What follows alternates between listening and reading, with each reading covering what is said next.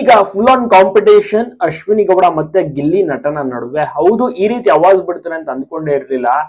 ದಮ್ಮಿದ್ರೆ ಬಾ, ಮೀಟರ್ ಬೇಕು, ನಿನಗೆ ಸೊಂಟ ಇಲ್ಲ, ಸ್ಪೈನಲ್ ಕಾರ್ಡ್ ಇಲ್ಲಿದ್ದವನೇ, ದುರಾಂಕಾರವನ್ನ ಬಿಡು, ನನ್ನನ್ನ ಕ್ಯಾಪ್ಟನ್ ಆಟದಿಂದನೇ ಓಟದಿಂದನೇ ತೆಗೆದಾಕ್ದೆ, ನಿನಗೆ ನಿಜವಾಗ್ಲೂ ಕೂಡ ಒಳ್ಳೇದಾಗೋದಿಲ್ಲ, ದುರಾಂಕಾರದ ಕ್ಯಾಪ್ಟನ್ ನೀನು, ಮತ್ತೆ ನೀನ್ ಕ್ಯಾಪ್ಟನ್ ಆಗ್ಲೇಬಾರ್ದು, ಜೊತೆಗೆ ಸೊಕ್ಕು ನಿನಗಿದೆ, ನೀನು ಆಚೆ ಕಡೆ ಹೋಗ್ಬೇಕು ಅಂತೆಲ್ಲ ಅಶ್ವಿನಿ ಅವರು ಕೂಡ ಶಾಪದ ರೀತಿಯ ಮಾತನಾಡ್ತಾ ಬೈತಾರೆ.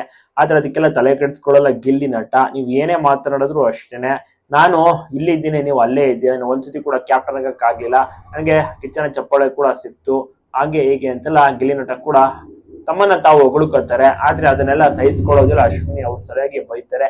ನಿನಗೆ ತುಂಬಾನೇ ದುರಾಂಕಾರ ಇದೆ, ಓವರ್ ಆಟಿಟ್ಯೂಡ್ ಇದೆ, ಯಾರ ಹತ್ರ ಏನ್ ನಡ್ಕೋಬೇಕು ಅದನ್ನು ಕೂಡ ಬರೋದಿಲ್ಲ, ಅತಿಯಾಗಿ ಆಡ್ತೀಯ ನೀನು. ಸೊ ಇದರಿಂದ ಎಲ್ರಿಗೂ ಕೂಡ ಇರಿಟೇಟ್ ಆಗುತ್ತೆ, ನನಗೂ ಕೂಡ ಉರ್ಸೋಕೆ ಇದ್ ಮಾಡ್ತೀಯಾ, ಯಾಕೆ ನನ್ನ ಟ್ರಿಗರ್ ಮಾಡ್ತೀಯ, ಬೇಕು ಅಂತ ಬಯಸ್ಕೋತೀಯ, ಸುಮ್ಮನೆ ಇದ್ಬಿಡು, ಹಾಗೆ ಹೀಗೆ ಅಂತೆಲ್ಲ ಗಿಲ್ಲಿ ನಟನಿಗೆ ಅಶ್ವಿನಿ ಅವರು ಕೂಡ ವಾರ್ನಿಂಗ್ ಅನ್ನ ಕೊಡ್ತಾ ಹೋಗ್ತಾರೆ. ಆದ್ರೆ ಗಿಲ್ಲಿ ನಟ ನಗಾಡ್ಕೊಂಡು ಆರಾಮಾಗಿ ಇದನ್ನ ಕ್ಯಾಶುಯಲ್ ಆಗಿ ತೆಗೆದುಕೊಳ್ತಾರೆ, ಯಾವುದೇ ರೀತಿ ತಲೆ ಕೆಡಿಸ್ಕೊಳ್ಳೋದು ಸಹ ಇಲ್ಲ. ಸೊ ಹೀಗಾಗಿ ಅಶ್ವಿನಿಗೆ ಒಂದು ರೀತಿಯಲ್ಲಿ ದೊಡ್ಡ ಮಟ್ಟಿಗೆ ಕೋಪ ಅಂತಾನೆ ಹೇಳ್ಬೋದು.